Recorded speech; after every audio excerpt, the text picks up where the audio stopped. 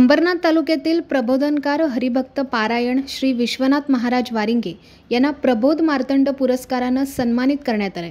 अयोध्येतील राम जन्मभूमी न्यासाचे कोषाध्यक्ष स्वामी गोविंद देवगिरी महाराजांच्या हस्ते हा पुरस्कार त्यांना देण्यात आला। शांती ब्रह्म श्री एकनाथ महाराज मिशन पैठण यांच्या माध्यमातून हा पुरस्कार देण्यात आला।